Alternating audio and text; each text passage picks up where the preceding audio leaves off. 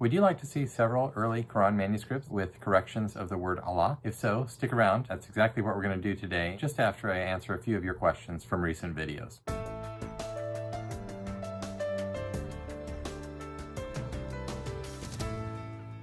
Well, welcome back to Variant Quran. I'm Dr. Daniel Brubaker, and this is a channel where I am speaking about my research with Quran manuscripts, corrections and variations in the Quran manuscripts, and relate it to the larger conversation around these things. If you stick around until the end today, I'm going to be speaking about corrections involving the word Allah. Hang around.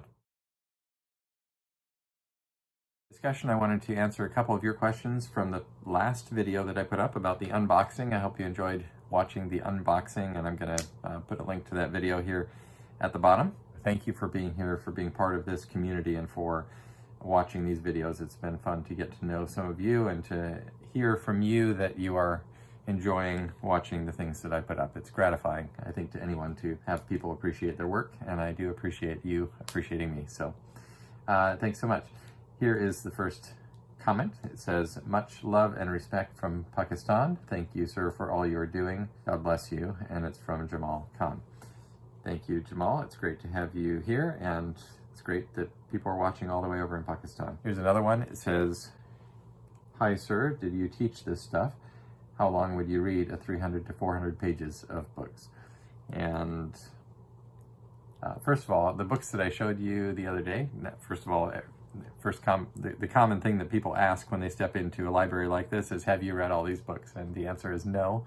I have not read all of these books, but I have read many of the books. And the books that I showed you in more direct answer to this question from Miriam Buenaventura is that the books that I showed you on Saturday were not editions meant for reading the entire book. They were actually many pages of transcription of Quran manuscripts with introductions. So the introductions are for reading, but the books themselves are for reference. So thankfully you can, maybe it was scary to see those books and think of me sitting here reading away at them. Number one, I'm a fairly slow reader, so it is not as though I can breeze through all these things any faster than anybody else. Maybe faster than some people, but probably quite a bit slower than many other people. It's just work. It's work like any other work, is reading and studying and trying to get a handle on a subject, and it takes time. So that's what I do. The next comment here is greetings from Indonesia, from Anthony. Thank you so much, Anthony. Not only Pakistan, but we have Indonesia. Thank you. The next comment here is from, well, it looks like a screen name, Libertatem Habet Precium. It says, good morning, Daniel. I have been following your pages with interest. I have noted a gentleman by the name of Haitham Sidki offer a critique of your work. Has there been a response to this? Is it worthy of a response? Those are two questions that are good questions. There has not been a response yet from me. I don't know if anybody else has made a response to it yet, although I have noticed that different people have picked up his review and used it as a basis for further critique of my work, including Shabir Ali in his response to my book. Now, my response to it is forthcoming very soon and is not out yet, but it's coming soon. Is it worthy of a response? Well, actually, the review has a number of flaws to it, some of which I'll be mentioning in my response to it. So that's coming soon, and you can judge for yourself whether it was worthy of a response. But initially, I didn't respond very quickly because I didn't feel that it was necessarily needed right away, but now I do feel that it is needed because people are talking about it, and so they do need to hear what I think.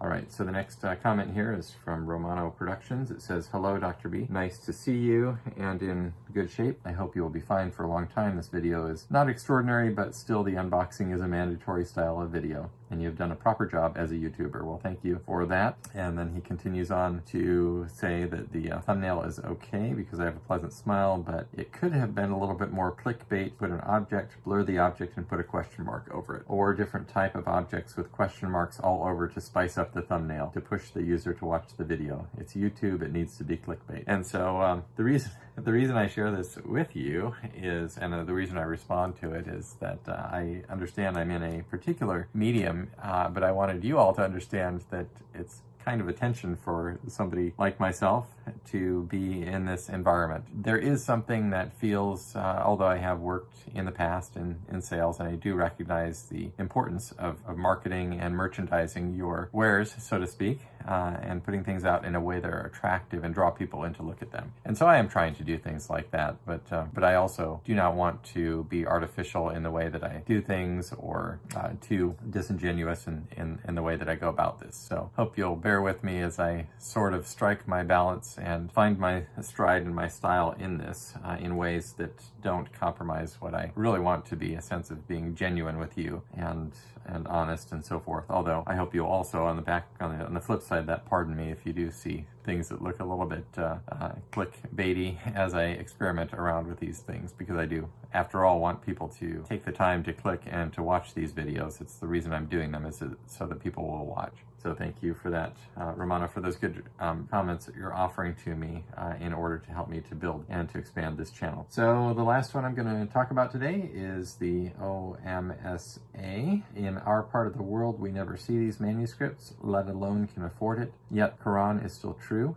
and we never argue about it. We never heard Sana or Birmingham or Topkapi manuscripts, let alone see them. Yet our Quran is the same as Quran of other Muslims. This is because Quran is preserved by recitation and memorization. All right, well, thank you for that comment, and I don't want to get involved in argument around these things. That's not the reason that I'm up here doing this, but I wanted to put it up here and, number one, recognize that I understand that the feeling of orality, that there's a strong sense that the oral transmission of the Quran has been the primary way that it has been passed down, and I also understand the strength of oral culture and the strength of people's ability to memorize the Quran even today. I'm not entirely convinced that the Quran was always passed orally in the same way that it is today. It may well have been. I'm open to all of these possibilities, but I want to make clear that when I'm looking at the manuscripts, what I am trying to, the way that I'm using them, just so that you'll understand. I may have said this before, but when we look at the manuscript, what we have in the manuscripts is a sort of a distillation. Like if you were out on a vacation and you see a beautiful sunset and you decide to take out your camera and you take a picture of the sunset, and then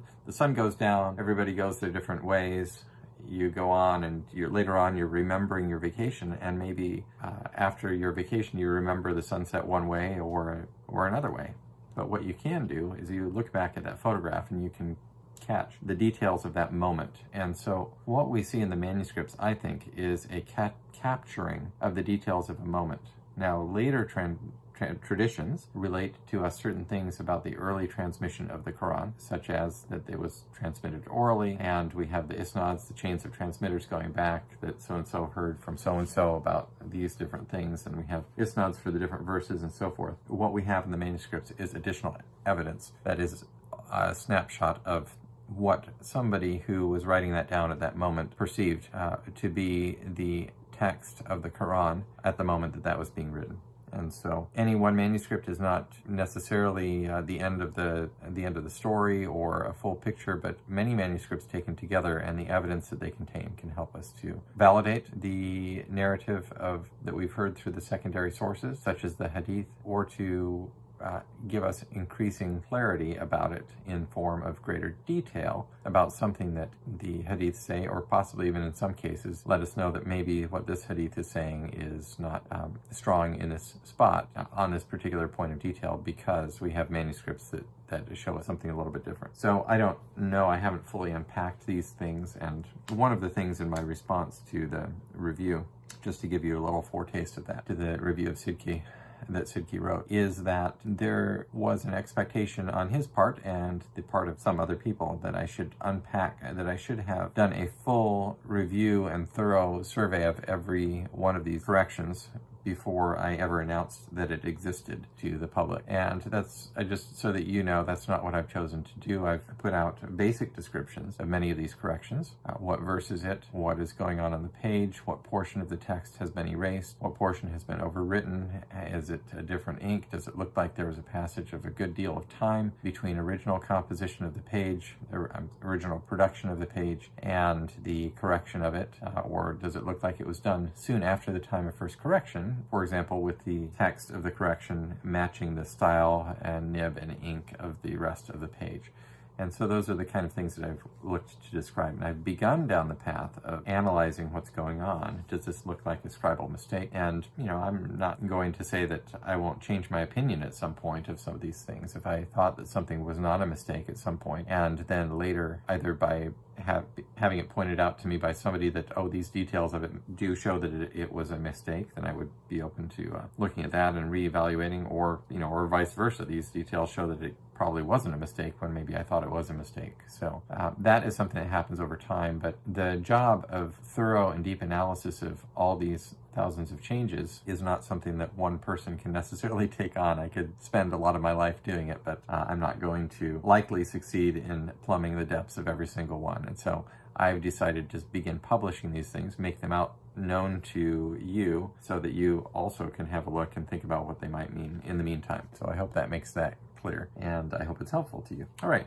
so what I'm going to do now is jump over into the substance of what we'll talk about today. I'm not going to go extensively into the matter of Allah corrections in the Quran today. Instead, I'm going to give you a couple of examples to give you a sense of the nature of it. If you'd like to read more about it, you can see it in my book, and you can also see it in a chapter that is forthcoming that I just finished up this past week and submitted the final form, approved the final form for the forthcoming edition of the German books. In my book, Corrections in Early Quran Manuscripts, I speak about, in example 3, corrections involving the word Allah. And there I give 9 examples of corrections involving the word Allah, pages 34 to 44, and give some discussion about those. The reason I included that in my book is that I had come across about a dozen examples involving corrections, insertions of Allah, and there are many other places, numerous other places where there are corrections involving the word Allah. Now, that should not be at all surprising, given the fact that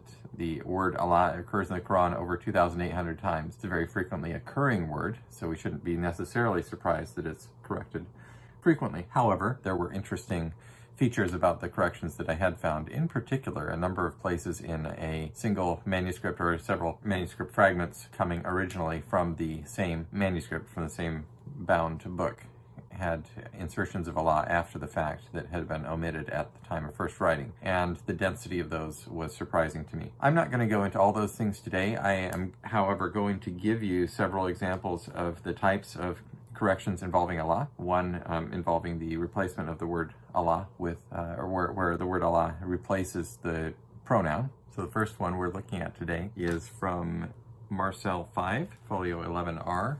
This is in St. Petersburg. And this comes from Surah 34, verse 27. It is the only instance of Allah in this verse, and as it was written in this manuscript, it looks like it was omitted at the time of first writing, and the huwa, he is, was the only thing written. So the verse as it was first written appears to have said, "Say, show me those you have attached to him as associates. He is rather the Almighty, the All-Wise." As opposed to how it reads today, which is, "Show me those you have attached to him as associates. Allah is rather the Mighty, the All-Wise." So that is one example of the replacement of the pronoun with the word Allah, and there are several others in this chapter that I just submitted for this volume. The second manuscript I'm going to show you today is an insertion of Allah. As you can see, it was later than the time of original production. It's clearly a different nib and ink. It looks almost as though it could have been done in modern times. And the verse is Al-Araf 44. The word preceding the correction here, so the Allah is written in a superscript, but the word just slightly to the right of that is the word la'natu, which means curse. So as it's written now in this manuscript, it reads la'natullahi ala zalimin, meaning the curse of Allah is upon the wrongdoers, or may Allah's curse be upon the wrongdoers. And as it was first written in this manuscript without the word Allah, it would have said la'natu ala azalimin, a curse is upon, or may a curse be upon the wrongdoers. And so it makes sense, and by the way it exists in this manuscript now with the Allah there is the way that it exists in the Hafs text. All right, moving on, we're going to go to the last pair of corrections in different manuscripts at the same verse, and that verse is Surat Al-Ahzab 73, and both of these have the word, well, the first one is Marcel 11, which is in St. Petersburg. It's on 10 verso, and you can see that there has been an insertion of the word Allah here.